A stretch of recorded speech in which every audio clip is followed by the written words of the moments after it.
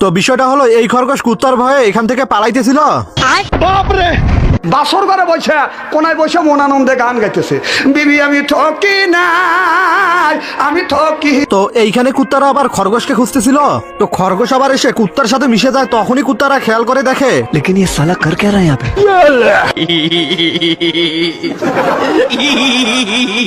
আপনার নাম যদি হয় বাদশা, তাহলে আমার নাম কি হওয়া উচিত? তখনই সেখানে শিকারি চলে আসে। তো কিছুক্ষণ পরে সেখানে জঙ্গলের পুলিশও চলে আসে। তো পুলিশ এসে শিকারীকে নোটিশ দিতেছিল এখানে শিকার করা নিষেধ আছে। তো এইবার শিকারী খরগোশকে বলতেছিল আচ্ছা ঠিক আছে আমি তোমাকে আর শিকার করব না। এই কথা বলে শিকারী তো সেখান থেকে চলে যায়। তো এই খরগোশ আবার কুত্তাদেরকে বলতেছিল আমার আসল পরিচয় পাইলে তুই খারায় মুইটা দিবি, বহনের টাইম পাবি না। তো এই শিকারী চিঠিটা নিয়ে বাসায় চলে আসে। এইখানে এসে দেখতে পাই সেই খরগোশটি তো তার বাসায় রয়েছে। नहीं नहीं नहीं सारुण के यहाँ कुछ तो गड़बड़ है, जरूर कोई ना कोई। এই খরগোশকে দেখে তো শিকারীর বিসি কান্দে উঠে যায়। এরপর সে বন্দুক নিয়ে এসে খরগোশের কাছে যায়।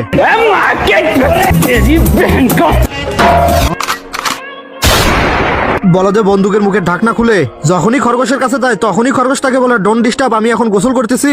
ভারী মিস্টেক हो गया सर, एकदम ब्लंडर हो गया। তখনই এই খরগোশ তার গোসল শেষ করে বাইরে এসে আয়নার সামনে যেয়ে তার চেহারা দেখতেছিল।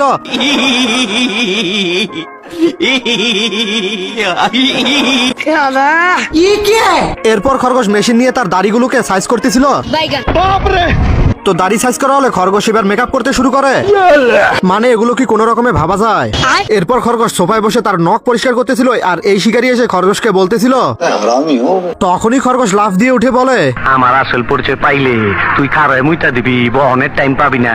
এরপর খরগোশ এখানে এসে টেলিফোনে কথা বলতেছিল।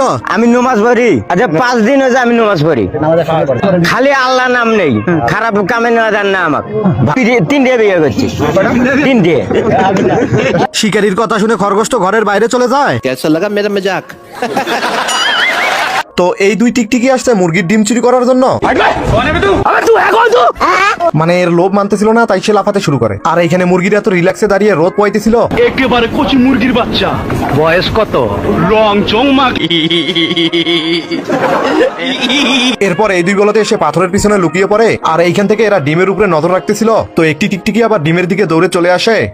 আগেই মাল আগে আগে আগে। এদের চিৎকার শুনে তো সেখানে মুরগি চলে আসে। তো সব মুরগি মিলে টিকটিকিকে, টিকটিকি তো কোনো রকমে সেখান থেকে পালিয়ে যায়। আগেই মাল আগে আগে আগে। তো সব মুরগিরা আবার এই টিকটিকিকে ধরে ইচ্ছা মতন গণধোলাই দিতেছিল। তখনই এই মুরগিরা পিছনে খেয়াল করে দেখে একটি বড় টিকটিকি আবার মুরগিদের দিকে আসতেছিল। এত বড় টিকটিকিকে দেখে মুরগির তো বেশি কান্দে উঠে যায়। আমার মাফ করে দেন হুজুর, আমার এই টিকটিকির চিৎকার শুনে সব মুরগি ভয়ে সেখান থেকে পালিয়ে যায়। আর এত সোজা ডিম পেড়ে দেয়।